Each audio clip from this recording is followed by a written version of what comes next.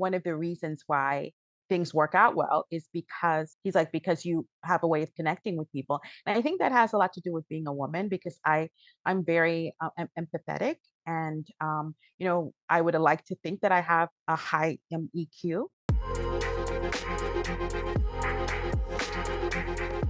The On News podcast is to inspire you and other women to reach new business heights. We're showing the human side to business and breaking the myth of overnight success. The Anyos encourages breaking barriers, fostering collaboration, and daring to dream big.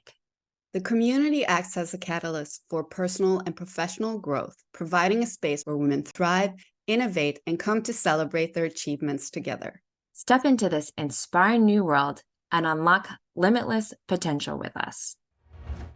And today's guest is Mona Lisa Hanson. Mona Lisa and I met through a K-beauty influencer in Korea. And as I sat across from Mona Lisa at lunch, I wondered, who is this mystery woman and what's behind her smile? So this one serendipitous meeting led to a 5-year friendship and business relationship. She is the woman behind East Meets West, Seoul Cosmetic Surgery, and BeLuxe. That's right, 3 different businesses. And we are so delighted to have you joining us today, Mona. I mean, you have done so much. I guess I just want to start out with, who is Mona? And what were you doing in life before? Do you remember a time before you started your own businesses? Maybe that's where we can start. Before you're like, oh yeah, I am an entrepreneur. You were, Mhm. you shared with me previously that you've been on different paths before, and so maybe you could just start there for folks. Great. Thank you so much for your introduction, Lindsay. First of all, I'm so happy to be here today. And I just want to thank you guys for allowing me to, be in your presence. And yeah, I can't believe it's been about 5 years. Wow, that's crazy. Time Yeah. flies. Yeah, it really does. A little bit about me. It's so funny. I've always known that I've had this like entrepreneurial mindset. I always felt like kind of a fish out of water. I was actually born in Ghana, West Africa, and I came to the United States when I was about 6 years old. And of course, as an immigrant child, you feel like, you're not, part of like the majority and things like that. So I always felt different in that way. But I realized that, when I was, going through university, I felt like, I still felt like there must be something more than this because everybody has that traditional, or a lot most people have that traditional like expectations of, you actually, go to school, you get married, you do your career, you get married, you have children and everything like that. But I've always had this like wanderlust for some reason. Because of that, I was able to have some opportunities to study abroad. I was in Switzerland, Sweden, and Germany. I've been living overseas for quite some time. And during that period of time, I had gone to law school, and I felt like I was looking around, and I was like looking around at the people that was going I was going to law school with, and I'm like, these are the people that I'm going to have to spend the rest of my life with. And that was kind of a scary because nothing against lawyers, but I had other pursuits outside of law. I was interested in like fashion, beauty, celebrity gossip, and things like that. And so I felt like a fish out of water. And I've always, been doing these little businesses on the side, and always doing self-learning. I'm actually a big proponent of self-learning, not just the traditional learning from school, but like, I'm self-learning because you don't you can't do everything, but there's some things that you can do. So the things that I was interested in and the things that I did not want to feel like I was super dependent on someone, I taught myself. Mm. So so to answer your question, I think that I've always known that I had an entrepreneurial mindset. But the problem was I kind of deviated. Like I should have gone in university. I should have gotten my MBA, but I went and I was I went got my history degree. Then I went to law school. So that's I think that's the deviation point when I was actually trying to do things more for other people than for myself. So that's a lesson. Mm. Yeah, isn't it always like that, huh? You Yeah. just try to please people when you're younger, and that's one of the good things about growing a bit older. You get more secure in yourself and you start putting yourself first. So, when did you realize that that was what you wanted to do?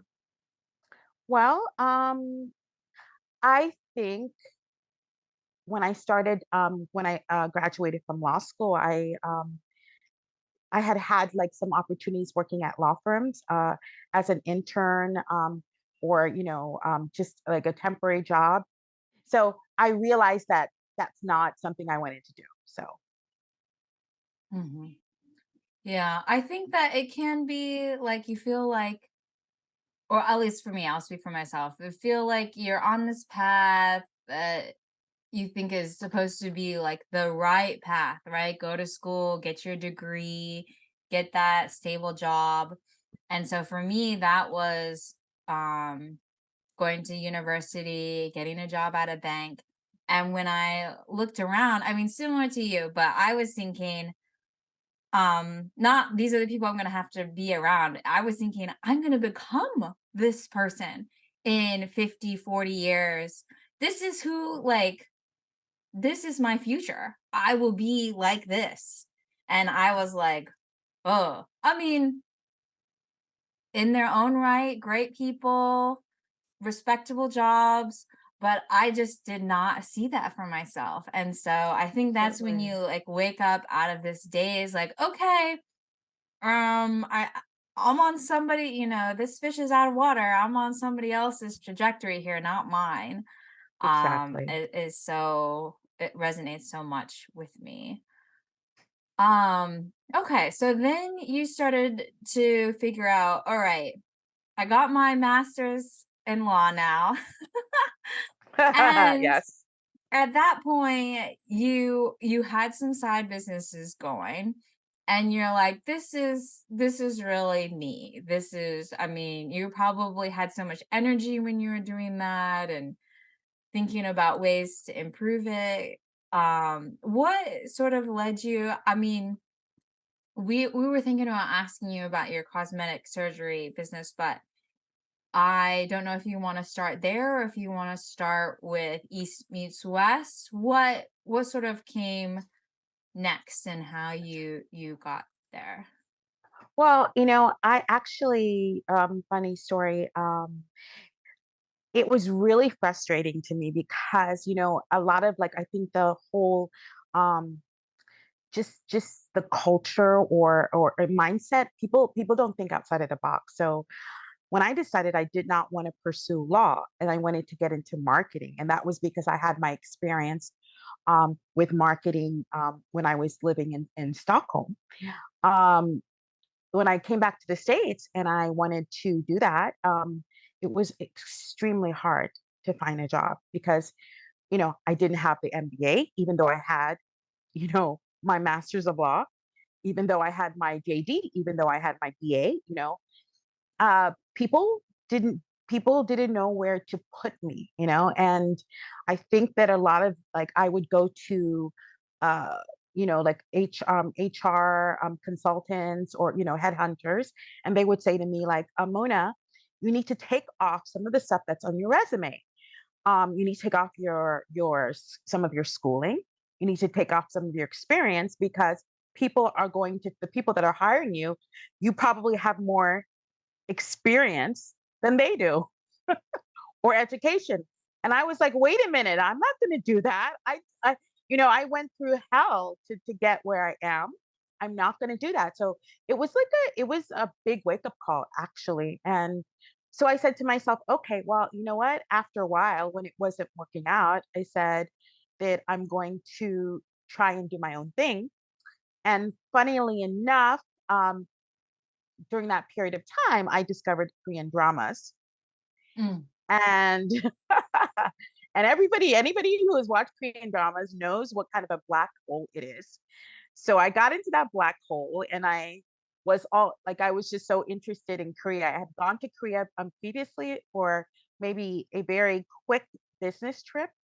So I didn't experience much. So I said to myself, like my best friend was a flight attendant, and she's like, Mona, where do you want to go for your birthday? And I'm like, Seoul. And she's like, Seoul? What's in Seoul? I'm like, K dramas. What's your So, favorite drama? What's your oh my favorite? God. My favorite drama, I always tell everybody my favorite drama was my first drama. And that was it was called Bread, Love, and Dreams. And just about a baker. And it was just like just comparing baking bread to life, Mm. creating life and everything. And it was just so powerful. That drama, I mean, I know I sound very dramatic, but that drama ripped me apart. Really. I did like I think it was 32 episodes and I watched it like I dropped everything. I watched it in a week and a half and I literally sat in the dark after I finished it for like 30 minutes, just like thinking about life. It was the most amazing thing. So that was the gateway drug that created the whole interest in Korea. So when I came here, for vacation with my friend, I saw a business opportunity here. So that's how I started. Mm. I feel like a lot of people they watch K dramas and then they come to Korea and they're like, oh wait, it's different. It's so different. And a little funny story is I belong to a K-drama group, right? Oh, I belong to a K-drama group and we would watch K-dramas together. We talk about it, gossip about it. Like there's a lot of those, right? And so when people found out that I was moving to Korea, they were like so excited. So I remember I was talking to them and I was like, it was live, like we were actually like video streaming. Wow. And they're What was like, that on? Was that, like, on Facebook, or were you yes, using? it was on Facebook. Yeah. Oh, Yeah. wow. And Okay. they were like, "Oh my god, where do you live?" "I live in Gangnam." "Oh my god, oh my god, you're so lucky. I'm so jealous. I'm sure like every guy looks like a K-pop idol and I said, I turned around and I like I panned with my phone. I panned the crowd. I was like, "Does it look like there's any K-pop idols here?" So, yeah, it's nothing like it is in the K-dramas. That's for sure. Mm. how did you go from, having a life there as a tourist to actually moving there and then deciding to start a business? Well, actually, I met who is now my business partner. He's been my business partner the whole time, for over a little over 6 years now. And I met him through a mutual contact. And, he was really nice, very helpful and everything. And I said to him, I was like, you know what? I see an opportunity here. My opportunity was what I saw was like just K beauty for foreigner, like for, non-Asians basically. And then also cosmetic surgery, medical tourism. And so I said, I'm going to start a business. I was really naive. I was like, I'm going to do this by myself. So So I was like, I'm going to go back to the States and I will come back in 2 months. And I came back in 3 months. And, I started to do it myself, like the medical tourism. And I was like, there's no way. I couldn't even find where I was going. I would send him messages. He'd be like, Mona, here's the Google Maps. Here's the arrow. You turn this way. And I was like so frustrated. And I was like, I cannot. And I walked in to these clinics and they were looking at me like, "Who's this girl?" And I thought I was only gonna be here for 3 months. I thought I was just setting up a business and then I was gonna go. So naive. Rookie Yeah. mistake. Rookie. Yes. Here I am 6 years later. Yes. 3 months. I gave myself 3 months when I went to Korea too. I was See? like, "Oh, I think I'll be there for 3 months and then leave." And there were times I did think I was gonna leave, but it just kept pulling me back. So true. There's something Hmm. about this place, but yeah. Okay, so then you started with your medical tourism company, Seoul Cosmetic Surgery. Can you talk a little bit about the problem that you're solving for your clients? I'll tell you a little bit about like just give the audience a background on Hmm. what Seoul Cosmetic Surgery is. Seoul Cosmetic Surgery is a premium medical tourism concierge service, and we find the best doctors and or clinics for uh, specific medical needs or cosmetic needs or et cetera. So we are basically the facilitator between the clinics, clinics, doctors, and the client. So we provide all these concierge services. We say to our client, just get on the plane, we'll take care of everything else. So we aim to make, this um, you know, medical tourism experience very seamless and easy for our clients. And we also tell them like we're like your family away from home. So we really actually, I think that's what maybe differentiates us from a lot of medical tourism agencies because we really give that personal touch. I realized that so many people, first of all, I realized that Korea is a very advanced or very advanced in certain things like the medical industry, uh, cosmetic surgery, dentistry, dermatology, and all of these things. And the government has put a lot of money in that infrastructure, right? So that means that the quality is a very, very high. So I always tell people the average Korean doctor is just as good as the celebrity Beverly Hills plastic surgery, but cheaper, and it's probably more natural looking as well, if you get the right doctors. So the problem that I saw was that a lot of people think that plastic surgery in Korea are just for Asians, right? And that's not the case. I think that especially me being a black woman, I give you an example: rhinoplasty. Uh, Rhinoplasty is one of the like the top two surgeries here, and Korean doctors do it all day, every day. It's so they're very used to doing a lot of noses, and of course, as I told you, the competition is really high. So, black noses and Asian noses, there's a lot of similarities to it.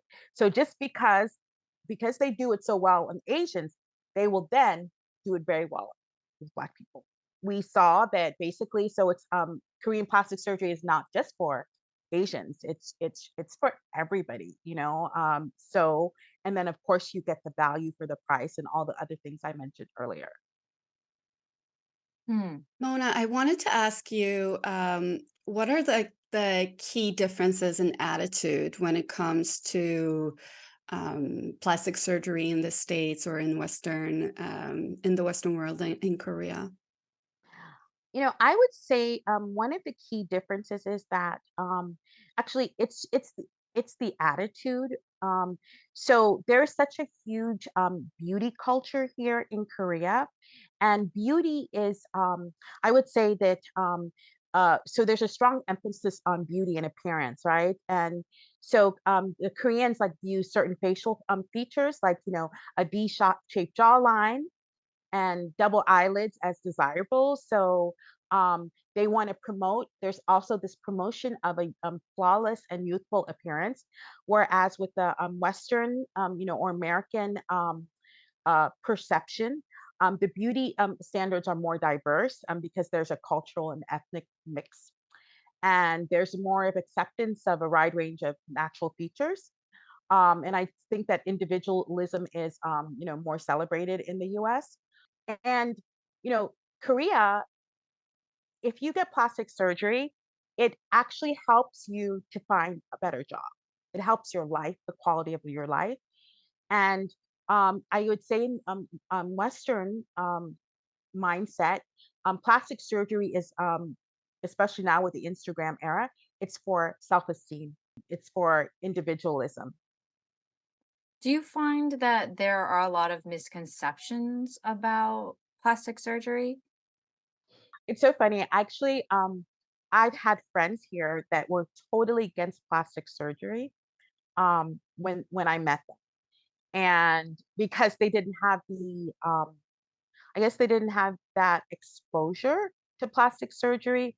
It's very easy here. You walk down the street, especially in Gangnam, there's like, in one, they call it plastic surgery. Oh, there's like, 1,000 clinics in like, a couple miles. So it's very like in your face here. It's very open, and it's celebrated, right?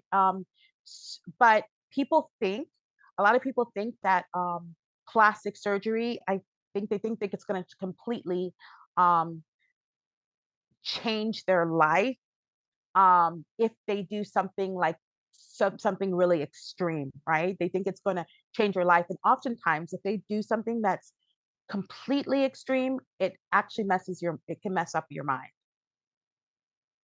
Oh, that's Mm. so interesting. How do you manage that, or how do you prepare people for if they're doing such a big change? Is there a way to prepare anybody, and how do you manage their expectations? Well, you know what? I actually have told people, first of all, like we're very honest. We've had people come to us and they want to do so much. Like we've had one woman that came and she goes, I want to change everything. I don't want to look like myself. And she's like, Mona, I want to be beautiful once in my life. But, I told her, and we always say, you know what, I think that's a little too much to do. You really need to realize, like, how are you going to feel if you look in the mirror and you don't recognize who you are? I mean, because with that comes like, you know, I mean, you're doing it because you think it's going to increase your self esteem, but actually, it can do the opposite. So we manage the expectations as we tell them, you know, these scenarios. We tell them, don't expect like, your life is gonna change like, 360 degrees. Know that like if you come in and you show a picture of a celebrity and you say you're absolutely adamant that you want to look like that celebrity, um, that most likely that's not going to happen because everybody's where you start off, it's like your foundation. If your foundation is different from the other person's foundation from the beginning, it's going to be very hard to emulate what you're trying to achieve. So you have to be realistic. I tell people they need to be realistic. What do you think is the number one procedure that your clients get? I would say if they're Westerners, I would say a rhinoplasty, nose surgery for sure. And most of your clients are Westerners, so oh, Yes, but when I say Westerners, I mean we have Westerners. Most of our clients are Westerners, but we also have like Asian Americans and things like that as well. So Asian, Australian, Korean Australians, whatever. Um, I think the most famous surgery for them is double eyelid surgery or eye surgery.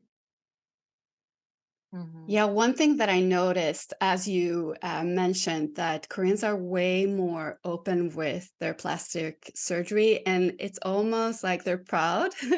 So Oh I yeah. found that so different because I've also been in the beauty industry for some time in another life, and everyone tries to hide it in the West. You don't talk about your boob job or your nose job or facelift. But Exactly. in Korea, it's like, yes, I did this and this and this. And in some ways, it's more honest. Of course, it's kind of sad at the same time that you're going to get a job easier because you've had plastic surgery. And, also there's a lot of pressure to look a certain way, which of course there is in West too. But at least they're honest about it, you know? In West, we are I agree. always trying to hide it, and then everybody just expected to look beautiful and fabulous, and everybody is beautiful because true beauty comes from within. But at the same time, Absolutely. you know, we still live in the real world, and people do have difficulties with, you know, how they look. And if they make some procedures and they feel better with themselves, I definitely think that you should do it. But yeah, it's always that, like, when is too much, too much. And I'm happy you said, like, you've actually said, okay, maybe you shouldn't do more, because I guess if you've had a lot done, you start to not see it, right? You become kind of used to your reflection, and then you're like, oh, maybe I can do that too, and that too. And yeah. Yeah, And then, it's true. you know, we have Michael Jackson and even Yeah. Madonna, maybe, that you could argue have done too much, of course. There's, yeah. I'm laughing about what you say about Michael Jackson because that's oftentimes what my clients always say when it comes to nose. I don't want to look like Michael Jackson. So yesterday, literally yesterday, I say, poor Michael Jackson. He gets such a bad rap about it for I plastic surgery. know, and I he's know. so, like, such a star and so amazing, but Yeah, yeah, I yeah, guess he yeah. should have come to you. You should Yeah, have let yeah, him know. yeah, Mona, thinking back to your journey and when you were creating this business, it sounds like you had some difficulties when you're trying to go it alone. Were there people who were telling you, "Oh, come back to the US," like, "Don't do that business," or people who are maybe not lifting you up and maybe they were just straight up doubters. I'm just wondering, did you did you experience that? And what, I guess, were your thoughts and when that would occur? yeah. Um, yeah, I definitely had people that were giving me the side eye, that were like thinking I'm crazy to come to Korea. Um, because at that point, people thought I was in North Korea, you know? They're like, why are you going to North Korea? I'm like, it's not North Korea, it's South Korea, you know? It's a big difference. But remember, I'm used to people giving me the side eye because I didn't follow the traditional path after I graduated from law school. So and I was really blessed because my family was always very supportive. They, Hmm. would always say that, you know what, like somehow Mona knows, like we may not like understand, but so said usually turns out, well, because somehow she knows. And what is so funny now is all these people that said, Korea, oh my God, what's Korea? I mean, those are the same people that like, oh, I'm dying to come to Korea, or I'm coming to Korea now because Korea is like the hot place now. I mean, people are not thinking about Japan when they think about Asia anymore. It's Korea. So I maybe I was a little ahead of my time again. That's so nice to hear that you did have support from your family. I Yeah, wanted to yeah, for ask you, sure. did you have any specific mentors, or did you have maybe a woman in business that you were looking up to, or no? Okay. I never, it's, and I would love to, even today, I would love to have a mentor, but I never had a specific or a serious mentor, I would say. I had to figure a lot of stuff out myself. I was gonna say you did have a partner though, Yeah. Dean, and so I guess that really helped you in your business journey. Can you talk a little bit about how you two complement each other and um how you guys have worked together over the past few years? Seoul Cosmetic Surgery is a brand underneath East Meets West, right? So the reason why we named it East Meets West was the obvious. I'm from the West. He's from the East, right? And we're coming together to we're coming together in friendship. We're coming together for business. etc. And what what is very different from for us, like for each of us, is like he's very quiet. Supposedly, see, that's the difference. He's supposedly very quiet. He's very, very detail oriented. He doesn't see the big picture. He's just like right in his details. Whereas I'm the opposite. I would say that I'm a little bit more seeing the big picture, and then maybe I'm not as detail oriented as I would like to be. I mean, people say that I am, but I don't think that I am, right? He's very, very organized. I would not say that I'm as organized for sure. I'm very social, seemingly social. I'm a introvert, a social introvert, I guess. So, and he's just an introvert. I think when people come to us, I think they feel very comfortable because I think they see that they're getting the best of both worlds. Whereas, he has that Eastern mindset. He understands the Korean mindset. He understands the Korean aesthetics. Understand the Western. So when we come together, it's very complementary. And what was it about your business background, do you think, that helped one another? I don't know much about his background, and or if he had an interest in cosmetic surgery, or what Nope. kind of how that formed. Yeah. He had product development background with jewelry. So he was doing, Amazon, working like My Habit, Players, and all of that stuff. Unfortunately, it wasn't working out very well for him with the company, and so I asked him, to be my business partner, and he had never thought of cosmetic surgery. He didn't really even know really what it was. So I introduced him to all of that, and you know what, here in Korea, there's this unfortunately, I'd say that this is prevalent in other countries as well, but it's even more so here. After a certain age, you're I'd say that you're maybe treated like a second class citizen, I would say. Yeah, because of course youth is very attractive. Youth is there's a lot of hope with youth and everything. So if he hadn't gotten the opportunity to do this with me, he says this all the time, he doesn't know what he would be doing, and it would be something that would probably not, like, he has way more experience than what he would have been doing. So I think my greatest what I realized with that is, I think my greatest uh memory when it comes to him, and was that we went to this seminar, this cosmetic surgery seminar, and he saw his name as CEO, and he turned to me, had tears in his eyes, and he's like, "Thank you for making me a CEO."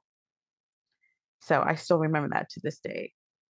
And he didn't know anything about the industry or anything. So yeah. Oh, that's powerful, helping others achieve their dreams when they didn't see it was possible for themselves. Yeah. Yeah. So, and he had a lot of pushback. People were like, "Oh, how do you know you can trust this girl? You don't know her. She's from another country, blah, blah, blah." And he's like, "I have a feeling about her." So he believed in me, and so I believed in him. So we believed in each other. Mhm. Yeah, that's so Yeah. important. I wanted to ask you, what's a day in your life? When do you wake up? Do you go to an office? Can you tell me a bit, like, if we take an average day out of your working life? Well, unfortunately or fortunately, there's not really an average day because, yeah, I mean, number one, I most likely I will be going to the office. Hmm? Yeah, most likely I will be going to the office. But sometimes I will get, like, sometimes we get phone calls like, can you can you go in, like, I have to rush to a clinic really quickly, last minute, uh things change. Sometimes you get we've had some clients that come and they want to get plastic surgery, and they're like, I just arrived in Seoul right now, and I want to get a plastic surgery. I want to get a consultation today, and I'm like, huh? Who does that? So it can be crazy. It can be like it's very it's not usual average days actually. But if I'm not doing all of that, then I'm in the office and I'm doing, trying to figure out like marketing things. And I mean, I guess since it's different every day, then it doesn't get, it doesn't get boring or you just, what, I guess what keeps you going? It's been 6 years. You're meeting with tons of clients from around the world. You went over the COVID, but I do want to go back to that because I think that's such an interesting part in your business journey. But I mean, why do you do it? Like, what do you think fuels you to run this business? I'm it's good or bad, but I'm someone who tries not to give up. I mean, sometimes I should be giving up, but I just have that in me. Sometimes I'm like, oh my God, I'm like, oh my God, I can't believe that we've actually been able to do this without, we didn't have any resources, we didn't have investment, we bootstrapped ourselves and everything. And and it was really hard, but we're too far into it that to leave now, actually. I mean, yeah, I think I love helping people actually. And I know that some of our clients come to us and they're maybe going through something major in life, and um, there's something that they've been really insecure about. And I love to see them happy afterwards. You get them aligned with the right clinic for themselves, and we give them really good service, and they're happy. I mean, and actually, we've had clients that when we met them at first, they were so quiet, they were so shy, and maybe they came twice for separate procedures. They are completely different people afterwards because they've gotten that confidence. They've gotten that confidence, yes, and of course they've all obviously are in the right headspace as well. So that combination is good. But yeah, so that's what fuels me actually. Mm. I really love to see people happy and achieving what they want to achieve. That's beautiful. That must be fun, truly. It is. It is. Yeah. It really is. I I wanted to ask you about COVID because I know you're also into marketing and you have a marketing business at the same time. And we actually took one of your courses, which was so fun. And yeah, we learned a lot actually and implemented some of that. But yeah, can you talk about how did you start it? I understand that, during COVID, nobody could come into Korea, obviously. And yeah, how did you pivot basically? Yeah. We were like, when we it's so funny, when we found out that COVID was happening, um, I will tell you, I had two reactions to COVID. One reaction was, funnily enough, we had recruited an influencer to collab with us, right? And she was coming from LA. And at that time, she wasn't a big influencer. Now she's huge. Like she's one of the hugest. I'm not kidding you. But at that time, um, she was supposed to like as soon as they mentioned that COVID hit, and now all these regulations, people were telling her not to come. And I said, you know what? It's up to you whether you want to come or not. But if you come, she's like, no, I want to come. I said, okay, if you come, we need to show people that Korea, all the you know, uh, all the safety protocol that Korea clinics are doing, how Korea is super safe and all of that stuff. So we were able to do that, and that has actually been one of our biggest wins um, because of that. So that was my initial reaction to COVID. Then I started realizing nobody's coming. Like they started closing borders. Yeah, it was just crazy. And even if they didn't close borders, well, if they didn't, even they had some countries that are allowed to come here, There was still that 2 week quarantine. So we had like one client in 9 months.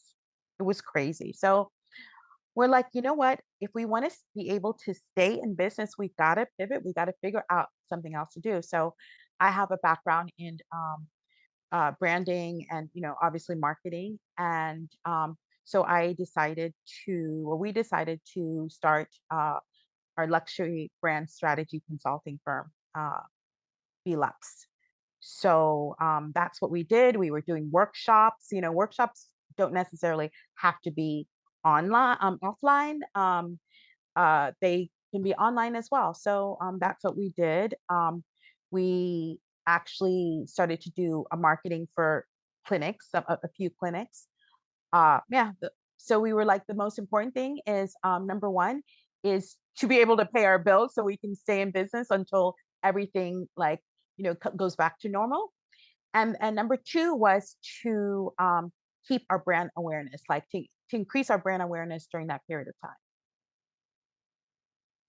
So you talk a lot about archetypes, at least in the class that we took with you, and it was super fun to realize which one I am, and Lindsay, and also the Anyas overall. But I remember you mentioned that your main archetype, I think, is Queen, right? Well, actually, you mean ruler, but Correct. actually, I I had my staff. We did a whole personal branding thing for me recently, and I realized that my because my mindset is changing, has changed. So I'm more of the magician archetype from the beginning. Yeah, as my first archetype now, my primary archetype. Okay, interesting. Am I wrong? Is there no queen No, archetype? there's no queen. No, there's no Okay, queen. Yeah. my bad. No, it's okay. Well, you seem like a queen to me, so. Thank thank you. So yeah, I'm curious, I guess, to maybe dovetail off what Monica's saying about being a female leader and having female energy in your business. And I would guess most of your clients, are they female? I'd say about 80% are female. Okay. And so I'm just wondering, in terms of relating to your clients and their perspective, how do you think that that has an impact as like a female leader and having empathy or relating to them? I'm curious to hear from you, Mona.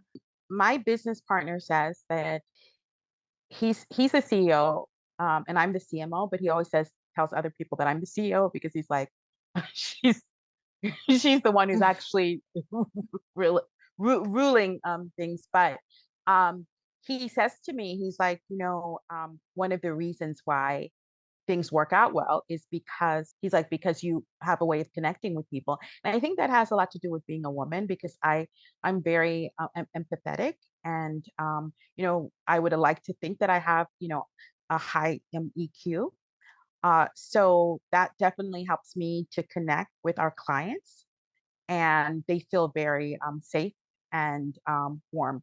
Actually, what ends up happening a lot of times is our clients become our friends afterwards. We get messages from them all the time, just check up on us, how you doing, and everything. So I think being a woman is definitely beneficial um, in my business. And you're right about you know if women see other women, especially when it comes to something as personal as cosmetic surgery, they feel more comfortable.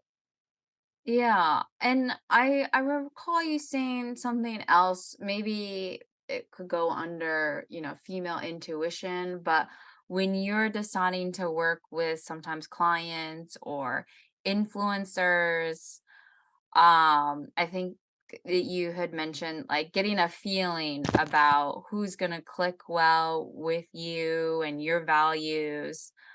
Um and do you think that's something like innate to being a woman? You think that's something that you've just had to learn further throughout time? I think that every woman has that, but I think that maybe for some people it's not developed. They don't know how to listen to their intuition or gut. Maybe because there's too much noise and everything, and maybe some people have been too sheltered and whatever. So I think it's a combination of both, actually. Yeah, I sometimes feel that women, at least in West, they are almost taught to suppress that, that feminine intuition or that queen power and just like charge forward like men do, So I feel like sometimes that strength of a woman isn't celebrated, even though we're in such like feminist culture. Girls are trying to be more like guys because they think like guys are strong, guys are leaders. But I also believe that as a queen, you can also rule, but it's just a different type of energy than, for example, a king. Absolutely. I also wanted to take a few questions around AI because I know with BeLuxe and marketing that you're doing and branding that you have embraced AI as a part of business. So I'm curious right now, what is your favorite AI tool? Can I give you two? Okay. Okay. So one is, I mean, obviously, I mean, everybody, ChatGPT is like, there, but there's something called Squirrely SEO, and they have like these digital AI assistants that helps you to reach, as close to number one as possible if you can. And then there's also something called Neuron Writer, which is an AI writer tool that's actually is very helpful with creating content for your blogs, etc. And also, you can incorporate that. We use that along with something else to help us with our whole process, our content creation process. So those are my favorite AI tools. Gotcha. Yeah, and I see squirrely spelled similarly to the animal SQIRRLY. Mona, I think it's so amazing that you've embraced AI and that you're using it. But if you look at, the news or media in general, everyone, maybe not everyone, but a lot of people have a somewhat doomsday vision of the future with AI. They're going to take our jobs and so what. And but I feel that well, first of all, I refuse to have a doomsday vision of the future. Um, and I think that AI is super interesting in the way that you can personalize, marketing for a certain person or education for kids and entertainment. And what makes you embrace it and not be scared of this new tool in the future? Efficiency. I mean, I'm one of the few, like I tell my staff, I'm one of the few bosses that probably will tell you to use these AI tools. But there's a way. I mean, there's a way to use it ethically. And that's what I'm talking about. But yes, I am not scared. For me, if anything, it's very exciting. And so many people, it's the same thing. Internet was created. People thought that there were going to be jobs. This is what I hear. People thought that a lot of jobs were going to go away and everything. I think, yes, it's so true that some people will lose their jobs, but it's not because they don't have the ability. It's just that they haven't tried to learn, So, jobs will be replaced. It's not going to be replaced by AI. It's going to be replaced by people using AI. Absolutely. And, we, like you mentioned, the internet, the printing press, I don't know, fire, even, Yeah, yeah, there's yeah, these yeah. new technologies that happen, every 100 or every 1,000 years. And I believe this is one of them. And, we'll adapt, Exactly. we're still here. Yeah. So I think the same as you. You just have to learn to use the tools. Yes, some jobs are going to disappear, others are going to appear. That's just how it works. Exactly. I remember my friend told me, um, uh, said, "Oh, have you heard of ChatGPT?" And I'm like, yeah, I heard a little bit about it. Like I wasn't really paying attention, right?" And I think this was like maybe in December when she told me, and ChatGPT came out in November.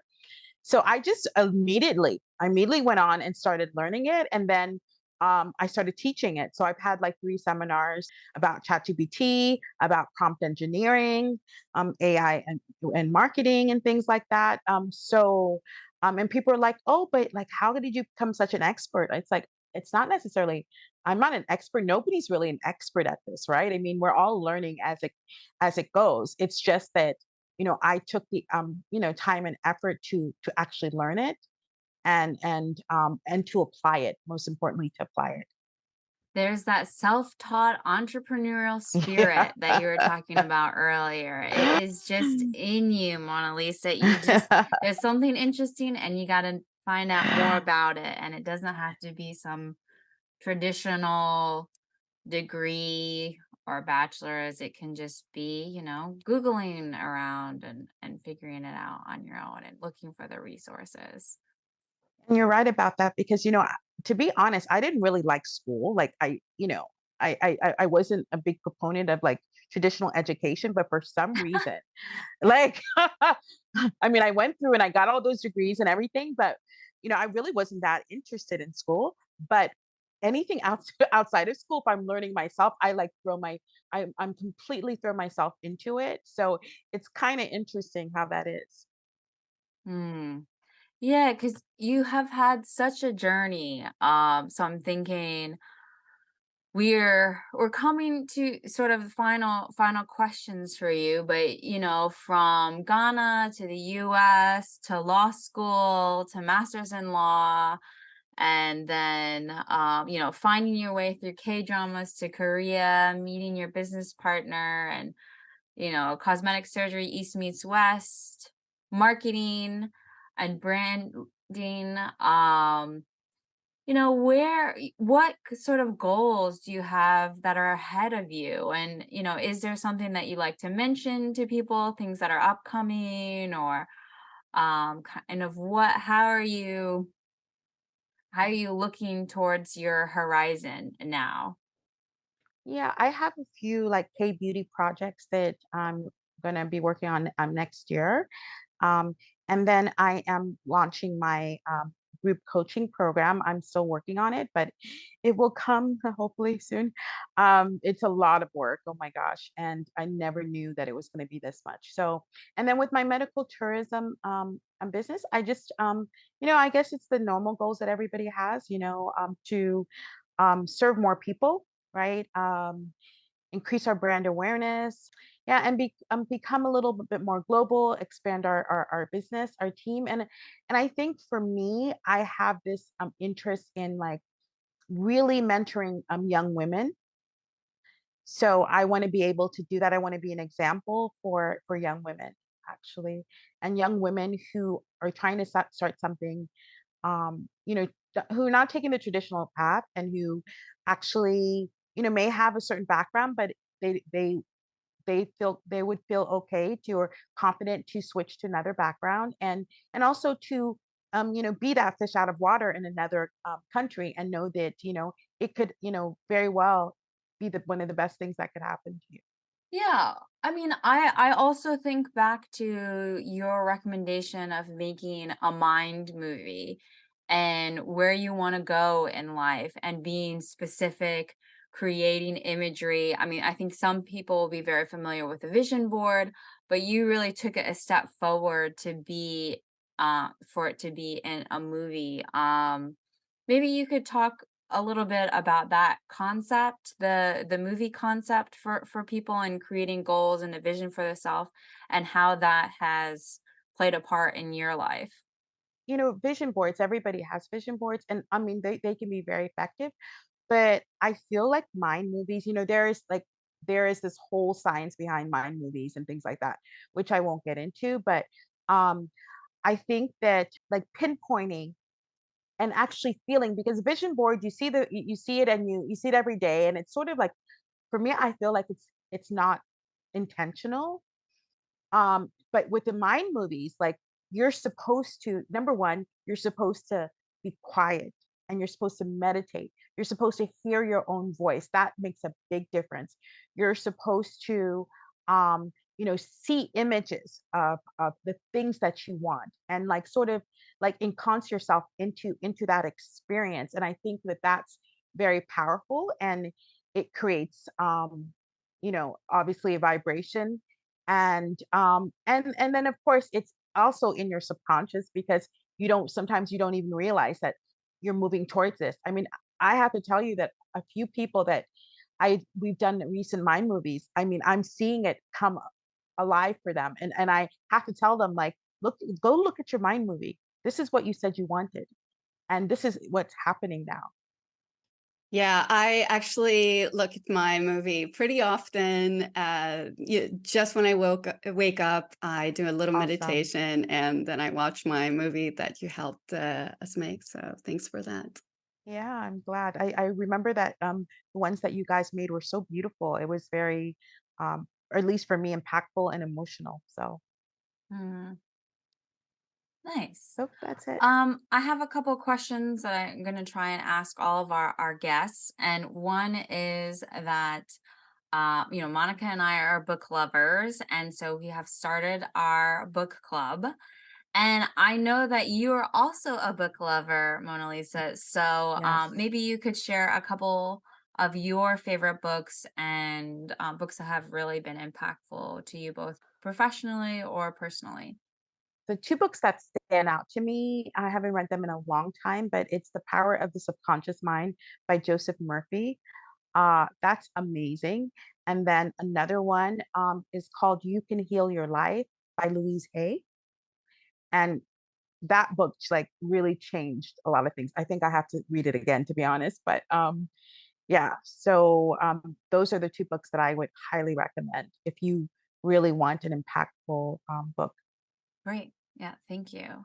I think that what you're doing, you've gone on this journey and really following your own intuition. Maybe it wasn't as loud in the beginning when you were going to law school, but you really listened to that voice. And, with other people who are struggling, but they see your story, they're listening to the podcast and they want to be doing what you're doing. What would you say to them? I would say number one is to know what you really want. Like, don't be confused about it. Just like take some time out. There's no pressure. Like, you don't need to know what you want at this moment, but really be intentional about what you want. And then once you figure out what you want, that's going to actually give you the impetus to move forward. And then things that come your way, it's you're going to be able to hold on. I mean, obviously sometimes we need to pivot from that, but I think the most important thing is yeah, I guess to know yourself and to be confident about it. Knowing what you want and not following someone else's path. Yeah, I think it's Exactly. Yeah. okay. And Wonderful. don't Well, listen to people. And that's another thing. One thing is like what you said is like it's good to listen to people, yes, but if it's like if it doesn't feel right for you, then don't embrace it, right? Because there's a lot of people, unfortunately, there's a lot of people that um number one don't understand, and number two, they may be jealous, they may have their own, motives and things like that. So that's also where knowing what you want and knowing who you are is really important. mm, Yes, think with your head, but feel with your heart and your gut. Amen. yeah. That has been difficult for me throughout my life because there are people that have been close to me and I know that they mean well, but Yeah. I also have to step back and think they're giving me advice based on who they want to be and based on Yes. what their values are. And while I love this person, those aren't my values and that's not who I want to be. Like, I saw that I didn't want to be one of those bankers. um Nothing against those bankers, that just wasn't my path. And so, listening to that type of advice, like how to be a banker, how to be the best banker, was just um not good advice for me. And so feeling like I could reject advice or not listen to advice was part of learning more about who I am and what the right decisions were. Yeah. That makes sense. Mona Lisa, how can people find you? What website? What TikTok? Give us some links.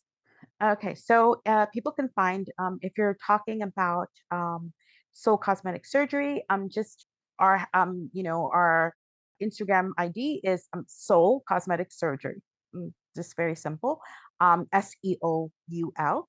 And same thing with TikTok. You can find us that way as well. So if you just put that in, we have a lot of links on Google. A lot of information on Google. And then my brand strategy consulting firm is where we're going to be doing the group coaching is called BeLuxe, BeLuxe, and BeLuxeInc.com. Mm.